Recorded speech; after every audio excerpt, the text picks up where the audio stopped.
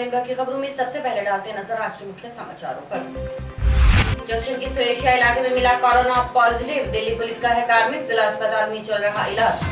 Junction के सुरेशिया मोहल्ले में कोरोना पॉजिटिव मिलने पर कलेक्टर लगाए संबंधित क्षेत्र में कर्फ्यू। लॉकडाउन के दौरान हनुमानगढ़ में फंसे महाराष्ट्र के मजदूरों की घर भेजने की मांग, राशन के बिना परेशान। केमिस्ट एसोसिएशन की ओर से ऑटोमेटिक सैनिटाइजर मशीन भेंट, एडीएम कार्यालय और जंक्शन थाना में लगवाई सैनिटाइजर मशीन। अब खबरें विस्तार से। जंक्शन के सुरेशिया के वार्ड नंबर 60 में सोमवार को एक कोरोना पॉजिटिव मिला है। जिले का ये 12वां कोरोना पॉजिटिव है। कोरोना पॉजिटिव व्यक्ति दिल्ली पुलिस का कार्मिक है। 17 अप्रैल को ये व्यक्ति दिल्ली गया था और 6 मई को वापस हनुमानगढ़ लौटा था। सोमवार देर रात आई रिपोर्ट, कार्मिक में रिपोर्ट पॉजिटिव आई है। पॉजिटिव रिपोर्ट आने के बाद ही जिला प्रशासन की ओर से संबंधित क्षेत्र में कर्फ्यू लगा दिया गया है। जिले में 12वां कोरोना पॉजिटिव केस सामने आया है। पीएमओ डॉक्टर एमपी शर्मा और medical jurist doctor Shankar Soni ने बताया कि कोरोना पॉजिटिव व्यक्ति दिल्ली पुलिस का कार्मिक है। 17 अप्रैल को ये व्यक्ति दिल्ली गया था और 6 मई को वापस हनुमानगढ़ लौटा था। 6 मई को ही चिकित्सा विभाग की रैपिड रेस्पॉन्स टीम ने इसे ट्रेस आउट कर लिया था और 7 मई को इसका सैंपल लेकर बीकानेर भी भेज दिया गया था, जिसका रिजल्ट 9 को रिपीट एडवाइस के रूप में आया है। लिहाजा 10 को इस व्यक्ति का सैंपल दोबारा लेकर बीकानेर भेजा गया, जिसका रिजल्ट सोमवार को देर रात पॉजिटिव आया। Medical jurist doctor Shankar Soni ने बताया कि पॉजिटिव आए व्यक्ति के घर में उसकी पत्नी और मां हैं। खास बात यह कि ये व्यक्ति दिल्ली से आते ही मेडिकल टीम द्वारा ट्रेस आउट करने के चलते इसे होम क्वारंटाइन कर दिया गया था। लिहाजा इससे संक्रमण फैलने की संभावना काफी कम है। जिला कलेक्टर जाकिर हुसैन के निर्देश पर प्रशासन और पुलिस के अधिकारी मौके पर पहुंचे। गौरतलब है कि ये जिले का 12वां कोरोना पॉजिटिव है। इससे पहले 11 कोरोना पॉजिटिव पूरी तरह से ठीक होकर घर जा चुके हैं। जिले में अब तक कुल 2061 सैंपल बीकानेर भेजे जा चुके हैं, जिसमें से कुल 12 पॉजिटिव केस आ चुके हैं। कोरोना संक्रमण को लेकर सोमवार को कुल 201 कोरोना संदिग्धों के सैंपल जिला अस्पताल से बीकानेर भेजे गए। Medical jurist doctor Shankar Soni ने बताया कि 201 सैंपल में से 30 हनुमानगढ़ ब्लॉक, 37 पीलीबंगा, 33 संगरिया, 20 टिब्बी, 25 नौहर और 50 भादरा से लिए गए हैं। ये सभी सैंपल ट्रैवल हिस्ट्री और रैंडम सैंपल के हैं। डॉक्टर एमपी शर्मा ने बताया कि इससे पहले 9 मई को बीकानेर भेजे गए 173 सैंपल में से पेंडिंग 86 सैंपल की रिपोर्ट भी नेगेटिव आई है। साथ ही 10 मई को बीकानेर भेजे गए 15 सैंपल में से 14 की रिपोर्ट नेगेटिव और 1 सैंपल की रिपोर्ट पेंडिंग है। हमारे कोरोना सस्पेक्टिव मरीजों की 2061 की जांच हो चुकी, जांच ली है हमने, जिसमें 1860 की रिपोर्ट आ चुकी है। 201 सैंपल जो कल लिए थे उनकी रिपोर्ट पेंडिंग है। जो परसों सैंपल 15 लिए थे उनमें से एक मरीज सुरेशिया का रहने वाला है, वो पॉजिटिव आया है। उसका इलाज डिस्ट्रिक्ट हॉस्पिटल में आइसोलेशन वार्ड में चल रहा है जी। आज भी सैंपलिंग अभी है जी। 5 तो हैं, 10 सैंपलिंग है पीलीबंगा से जी। 2 सैंपलिंग हमारे लोकल हैं और 5-7 सैंपलिंग अपने हनुमानगढ़ से आने वाले हैं। जंक्शन के सुरेशिया मोहल्ले में रहने वाला एक व्यक्ति के सोमवार रात सैंपल रिपोर्ट में पॉजिटिव आने पर कलेक्टर जाकिर हुसैन ने रात 10:30 बजे से ही संबंधित इलाके में जीरो मोबिलिटी निषेधाज्ञा के आदेश जारी कर दिए, जो आगामी आदेशों तक प्रभावी रहेंगे। जंक्शन के सुरेशिया में कोरोना पॉजिटिव मिलने के बाद कलेक्टर द्वारा जारी आदेशानुसार जंक्शन के सुरेशिया मोहल्ले के वार्ड संख्या 60 में गोगामेड़ी मंदिर से उत्तर दिशा की तरफ साहबराम लाइनमैन के मकान तक सड़क के दोनों ओर, साहबराम लाइनमैन के मकान से पूर्व दिशा और केसर सिंह के मकान तक सड़क के दोनों ओर, केसर सिंह के मकान से दक्षिण दिशा में, चंद्रशेखर के घर के पास वाले चौराहे तक सड़क के दोनों ओर, चंद्रशेखर के घर से पश्चिम दिशा में वापस गोगामेड़ी मंदिर तक की सड़क के दोनों ओर मध्य क्षेत्र की सीमाओं में जीरो मोबिलिटी निषेधाज्ञा लागू कर दी गई है।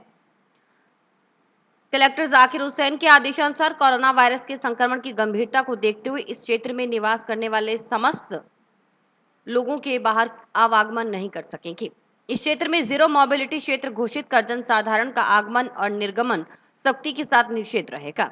इसके अलावा इस क्षेत्र में स्थित चिकित्सीय सेवाओं को छोड़कर अन्य व्यावसायिक और वाणिज्यिक प्रतिष्ठान भी बंद रहेंगे। सभी तरह की सामूहिक गतिविधियां, रैली, जुलूस, सभा और समारोह इत्यादि भी पूर्णतः प्रतिबंधित रहेंगे। जीरो मोबिलिटी क्षेत्र में पुलिस विभाग द्वारा निर्धारित एंट्री पॉइंट्स पर चिकित्सा विभाग द्वारा टीम नियुक्त की जाएगी, जिसके द्वारा यह सुनिश्चित किया जाएगा कि बिना स्क्रीनिंग के कोई भी व्यक्ति इस क्षेत्र में प्रवेश नहीं करे और किसी भी व्यक्ति का प्रतिबंधित क्षेत्र से बाहर निकलना पूर्णतः निषेध रहेगा। बीमार व्यक्तियों और चिकित्सा संबंधी आपात स्थिति में प्रभावित व्यक्तियों पर लागू नहीं होगा, परंतु उन्हें चिकित्सीय लाभ हेतु निकटवर्ती चिकित्सा केंद्र से प्राथमिक उपचार लिया जाएगा। जिला अस्पताल में senior gynaecologist doctor Mahavir Jain ने रविवार को पदभार संभाल लिया है। अब जिला अस्पताल में 2 गायनोकोलॉजिस्ट हो गए हैं। पीएमओ डॉक्टर एमपी शर्मा ने बताया कि डॉक्टर जैन ने रविवार को ही जिला अस्पताल में ज्वाइन कर लिया था। डॉक्टर जैन को करीब 24 साल का अनुभव है, लिहाजा इसका फायदा जिला अस्पताल समेत पूरे जिले को मिलेगा। पीएमओ ने बताया कि डॉक्टर जैन के अलावा डॉक्टर ममता बंसल पहले से ही कार्यरत हैं। अब जिला अस्पताल में 2 गायनोकोलॉजिस्ट हो गए हैं। डॉक्टर महावीर जैन गायनोकोलॉजिस्ट ने संडे को ज्वाइन कर लिया है जी। उन्होंने काम अपना शुरू कर दिया है, इसलिए जनता को उसका भी काफ़ी फ़ायदा मिलेगा। पहले हमारे पास 1 गायनोकोलॉजिस्ट था, अब हमारे पास 2 गायनोकोलॉजिस्ट हैं, तो इसलिए जनता को इसका काफ़ी फ़ायदा मिलेगा। डॉक्टर ममता बंसल। कलेक्टर जाकिर हुसैन ने आदेश जारी कर जंक्शन के सुरेशिया मोहल्ले में कोरोना पॉजिटिव आने के बाद लगाए गए कर्फ्यू में लोगों को अति आवश्यक सेवाएं उपलब्ध करवाने को लेकर राजस्व अपील अधिकारी आशाराम डुड्डी को समन्वयक नियुक्त किया है।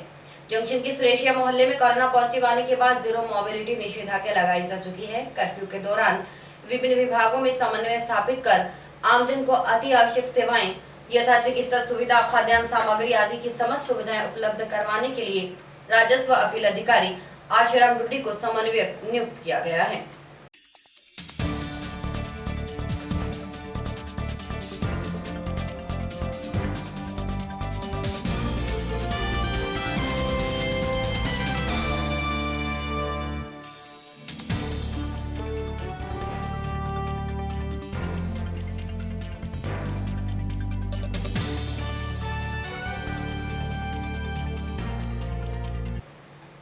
वहीं एसपी राशि डोगरा ने जंक्शन के सुरेशिया में कोरोना पॉजिटिव मिलने के बाद आमजन से सोशल डिस्टेंस के साथ बेहद जरूरी होने पर ही घरों से बाहर निकलने की बात कही है। एसपी ने साफ साफ कहा कि हमें कोरोना के साथ जीना होगा और कोरोना से अपनी हिफाजत करनी होगी। देखिए, मैं यही अपील करना चाहूँगी कि हर जगह यही कहा जा रहा है कि अब हमको कोरोना के साथ जीना सीखना पड़ेगा और हर व्यक्ति को ये मान के चलना पड़ेगा कि जो जिससे मिल रहा है उसको कोरोना है और फिर ही वो उस तरह की सावधानी मेंटेन करते हुए रहना है।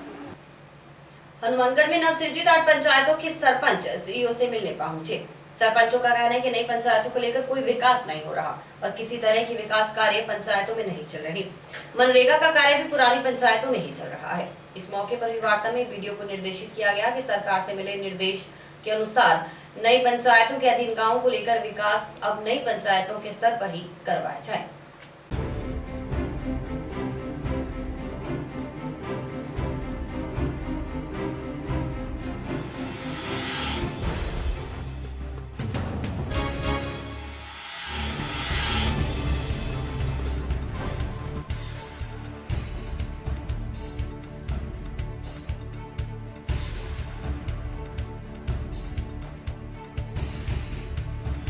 सरपंच रामेश्वर ग्राम पंचायत गुरुसर। अभी हम हनुमानगढ़ पंचायत समिति में 8 नई पंचायतें बनी हैं। उन सभी के सरपंच साहिबान इकट्ठे होके जिला परिषद सीईओ साहब से मिले हैं। हमारी नई पंचायतों की समस्या एक तो कोई नरेगा का काम है जो पुरानी पंचायतों में करने के हमारे को बता रहे थे। कुछ हमारी पंचायतों में वार्षिक योजना वो भी पुरानी पंचायतों में, और भी हमारी नई पंचायतों की जो भी समस्या थी, कोई विकास कार्य नहीं हो रहा, उस समस्या के प्रति हमें सीईओ साहब से मिले। सीईओ साहब ने बड़ी प्रेम से हमारी सभी की बातें सुनी और वीडियो साहब को अपने पास बुला के और आमने सामने बात करा के उन्होंने उच्च अधिकारियों से ऊपर बात करके और कल ही बताया कि नई पंचायतें के पंचायती पोर्टल पे नाम आ गया हमारी पंचायतों का, और जो नरेगा का काम पुरानी पंचायतों में जो दर्शाया जा रहा था वो अभी सीईओ साहब ने और वीडियो साहब ने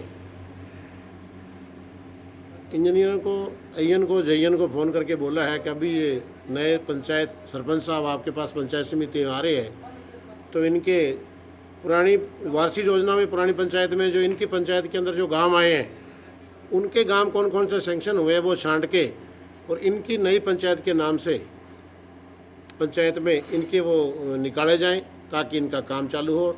आगे से इनका काम पूरा अपनी पंचायतों में करेंगे।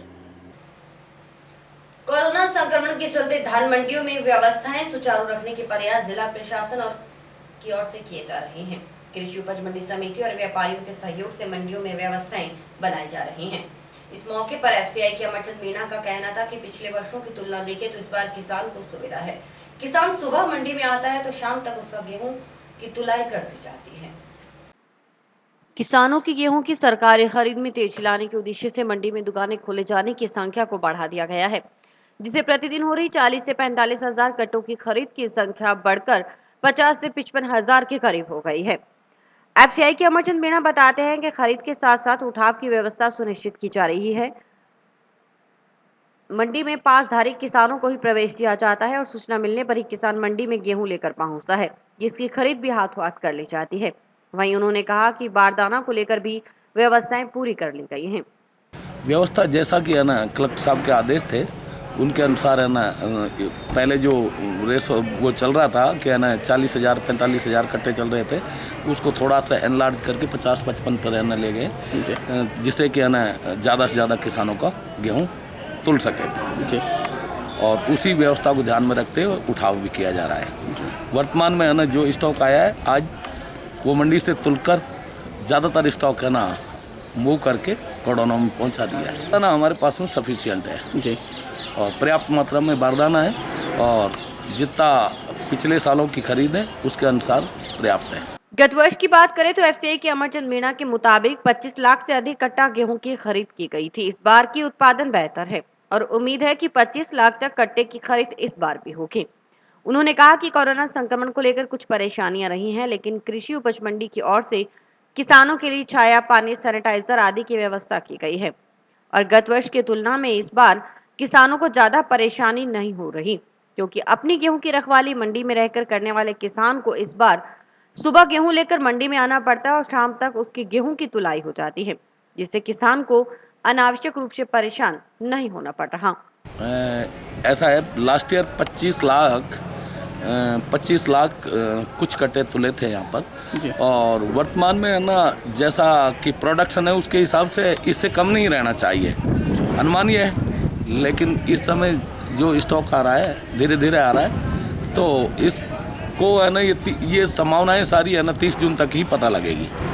बट क्वांटिटी है ना, क्षेत्रफल भी बड़ा है, यील्ड भी अच्छी है, तो इतना स्टॉक तो आएगा ही आएगा। सर मंडी में किसानों के लिए बात करें तो किसानों के लिए क्या कुछ व्यवस्था की गई है? मंडी के लिए है ना कृषि उपज मंडी द्वारा है ना सारी व्यवस्थाएं, छाया की, सबकी पानी की है ना व्यवस्था की हुई है। और वैसे है ना किसान प्रतिवर्ष की तुलना में इस बार है ना ज़्यादा शांति से है ना कार्य कर रहा है। प्रातःकाल है ना गेहूँ लेके आता है और शाम को अपना गेहूँ तुलवा के अपने वापस घर चला जाता है। तो यदि व्यवस्था को देखा जाए तो इस साल और पिछले सालों की तुलना में बहुत अच्छी व्यवस्था है।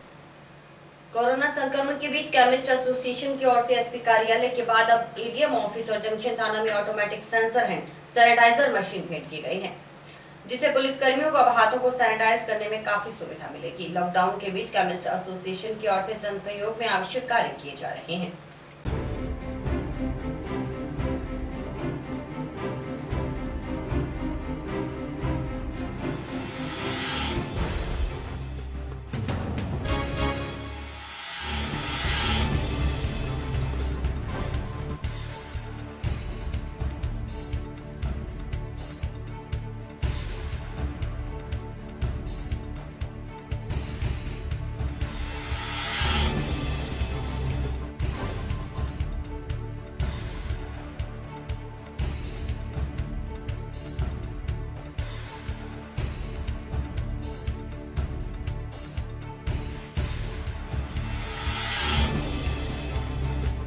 देखिए, जो सैनिटाइज़र मशीन है ये बिना हाथ लगाए और बिना टच किए खाली सेंसरी से चलती है।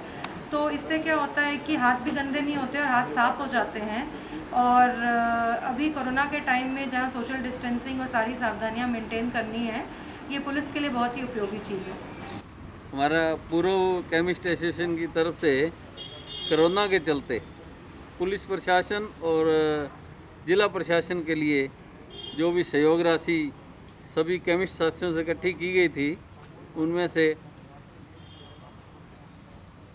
ऑटोमेटिक सैनिटाइज़र लगभग जंक्शन थाना टाउन थाना, एसपी ऑफिस, एडीएम साहब के एडीसी ऑफिस में और अन्य जगह भी इंफ्रारेड थर्मामीटर, मास्क हैं, सैनिटाइज़र हैं, सब लगभग 3.5-4 लाख रुपए इकट्ठा किया था, जिसमें से 51,000 रुपये मुख्यमंत्री रिलीफ फंड में भी दिया और 51,000 रुपये जो नगर परिषद की रसोई चल रही है उसके लिए भी चेयरमैन हनुमानगढ़ को दिया है। तो नौर रावत सर सभी हमारा ये सहयोग केमिस्ट साथी हैं, सभी कर रहे हैं, जिनमें जितेश जी हैं, प्रहलाद जी हैं, राजेश जी हैं, गौरव है, सभी और भी खूब सारे केमिस्ट साथियों ने सहयोग दिया है। कोरोना संक्रमण के चलते किए गए लॉकडाउन में फंसे लोग बेहद परेशान हैं। दूसरे राज्यों से हनुमानगढ़ में कामकाज को लेकर आए लोग लॉकडाउन में फंस गए और अब उनके घर तक पहुंचने की कोई व्यवस्था नहीं की जा रही। प्रदेश सरकार भी प्रवासी मजदूरों को लेकर ऑनलाइन रजिस्ट्रेशन की मांग करने के बाद कोई व्यवस्था नहीं कर रही है। ऐसे में इन लोगों के सामने भरण पोषण का संकट आ गया है। महाराष्ट्र के कुछ लोग भी हनुमानगढ़ में फंसे हैं। इनका कहना है कि काम के लिए आए थे, लेकिन अब उनके पास अपना पेट पालने के लिए भी पैसा नहीं है और न ही प्रशासन और सरकार कोई व्यवस्था कर रही है। मंगलवार को इसकी सूचना समाज सेवी अमित गोदारा को मिली तो उन्होंने इन लोगों के लिए राशन की व्यवस्था करवाई। वहीं दूसरी बड़ी बात कि इन लोगों के स्किन इन्फेक्शन हो गया है, जिसका इलाज भी उन्हें नहीं मिल रहा।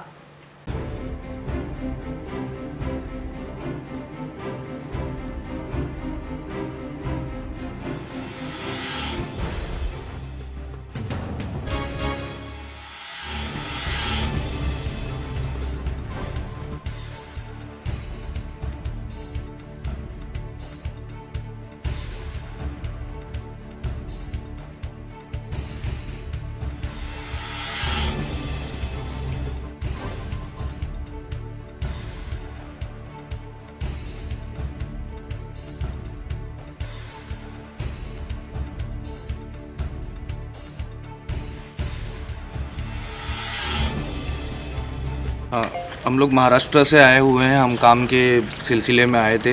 रावत सर में हमारा मेन ऑफिस है। हनुमानगढ़ में हम लोग अपना नया ऑफिस का सेटअप कर रहे थे, तो उतने में ये लॉकडाउन का प्रक्रिया स्टार्ट हो गया। तो उसके बाद हम यहाँ पर लॉक्ड हो गए।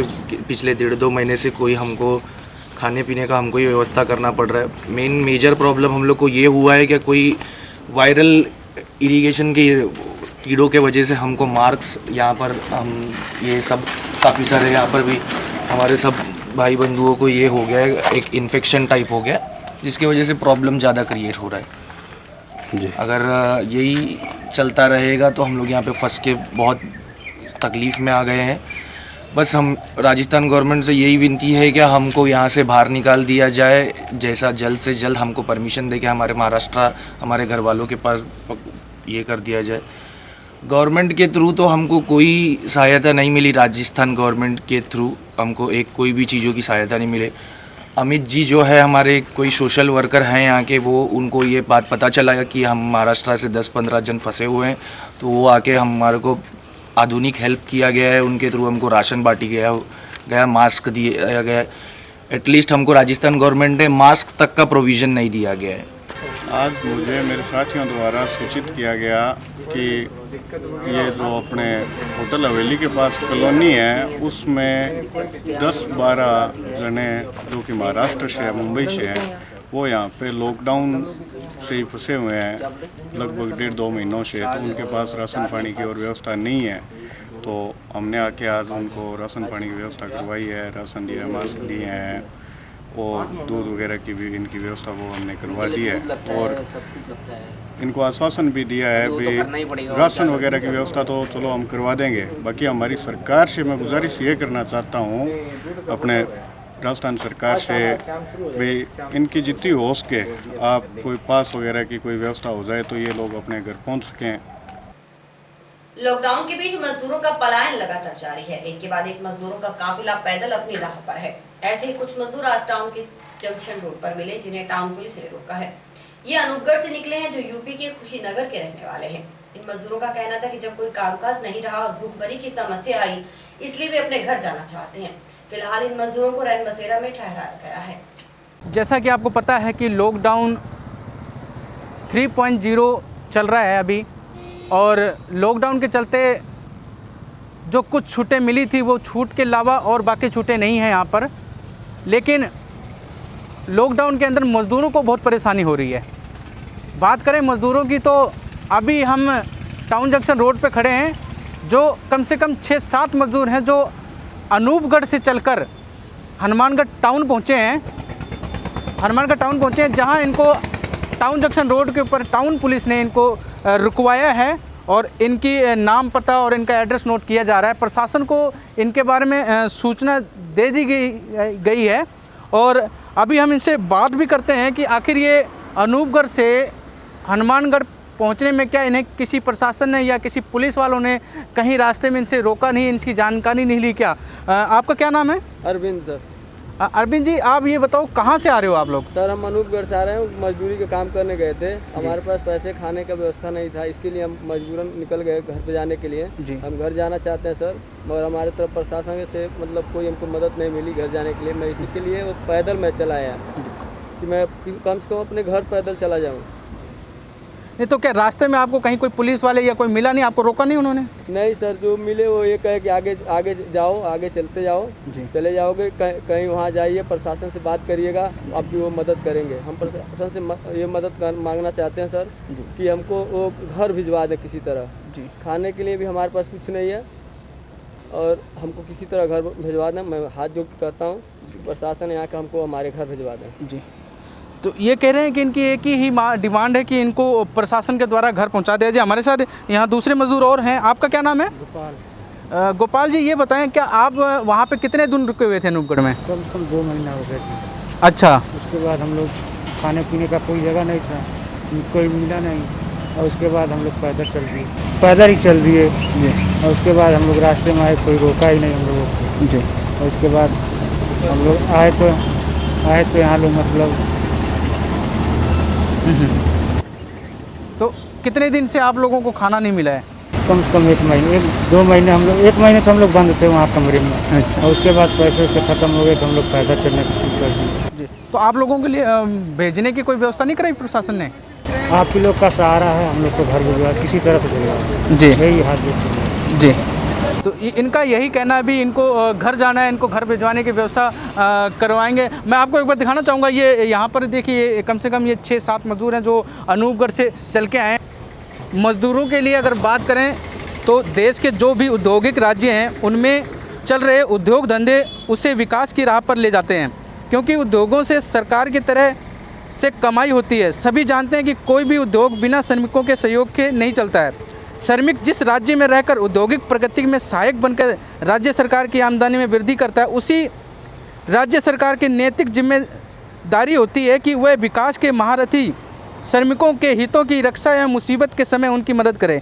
ये पहला मौका है जहां सभी, जबकि कोरोना जैसी वैश्विक महामारी के चलते लॉकडाउन लगातार सारी औद्योगिक गतिविधियों को रोक दिया है, जिससे श्रमिक के सामने पेट भरने की समस्या आ रही है। श्रमिकों के खून पसीने से मालामाल होने वाले पछतानों के मालिक सरकार को चंदा दे वाहवाही लूट रहे हैं, लेकिन अपने श्रमिकों की मदद नहीं कर रहे राज्य सरकारें भी इन श्रमिकों के हितों की रक्षा नहीं कर पा रही है और ना ही प्रतिष्ठान के मालिकों से उन्हें मदद दिला पा रही है, जिसके फलस्वरूप भूखे प्यासे परेशान श्रमिकों को अपने वतन वापसी के लिए मजबूर होना पड़ रहा है और वतन वापसी के लिए सड़कों पर आकर हो हल्ला करना पड़ रहा है। अगर राज्य सरकारें इन श्रमिकों को लॉकडाउन के दौरान भोजन, पानी, आवासीय व्यवस्था करा देती तो शायद उन्हें वहां से पैदल, साइकिल एवं ट्रकों पर बैठकर अपने घर वापस नहीं लौटना पड़ता।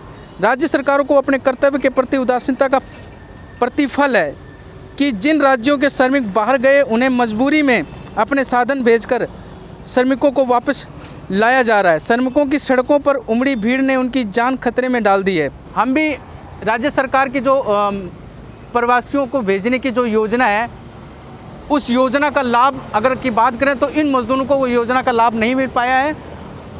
इसीलिए लेकर आज जो ये मजदूर टाउन जंक्शन रोड पे मिले, इनकी यहाँ पर जांच करके इन्हें नगर परिषद के द्वारा रैन बसेरे में रुकवाया जा रहा है। मैं कैमरामैन चेयरपर्सन के साथ Pradeep Pal, Sky channel network, Hanumangarh. Rajasthan nurses association और जिला अस्पताल पीएमओ के नेतृत्व में 12 मई नर्सेज दिवस के रूप में मनाया गया। इस मौके पर फ्लोरेंस नाइटिंगेल के चित्र पर माल्यार्पण करते हुए उनके द्वारा दी गई सेवाओं को याद किया गया। पीएमओ ने बताया कि अपने जीवन काल के दौरान उनकी सेवाएं अविस्मरणीय रही हैं, जो चिकित्सा जगत के लिए प्रेरणादायी हैं। वहीं इस मौके पर नर्सेज की 3 सूत्री मांगों को पूरा करने की मांग प्रदेश सरकार से दोहराई गई।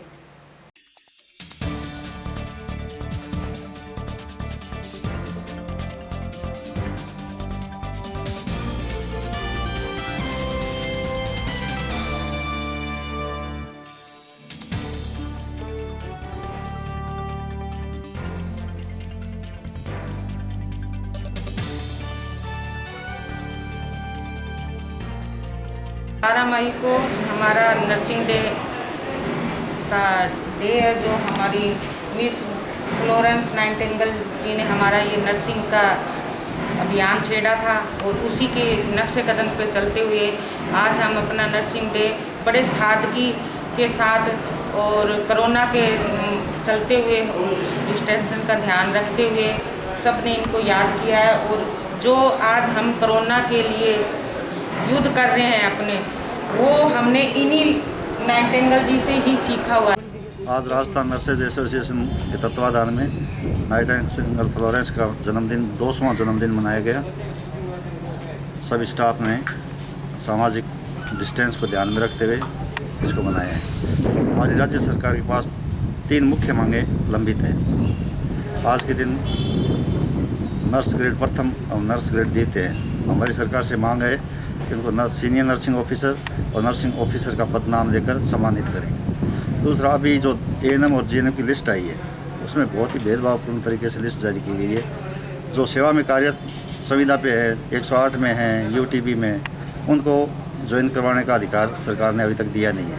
आज हम यहाँ पे सब इकट्ठे हुए हैं इंटरनेशनल नर्सेज डे मनाने के लिए। एक महान लेडी विद्यालय फ्लोरेंस नाइटिंगेल, जिन्होंने अत्यंत क्रांतिकारी परिवर्तन चिकित्सालयों में और जो लेके आई, जो सेवा भावना की तो प्रतिमूर्ति थी ही थी, साथ ही साथ दूसरे अन्य काम भी उन्होंने बहुत किए।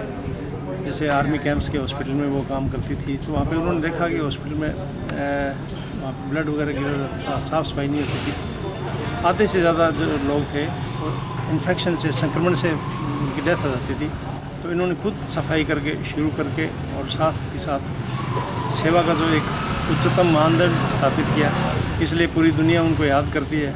और मैं उम्मीद करता हूँ कि सभी लोग, मेरे सभी नर्सिंग साथी और हम सब लोग उनके बताए हुए रास्ते पर चलें। और इसी के साथ समाचार समाप्त हुए। रोजाना देखते रहिए समाचार। नमस्कार।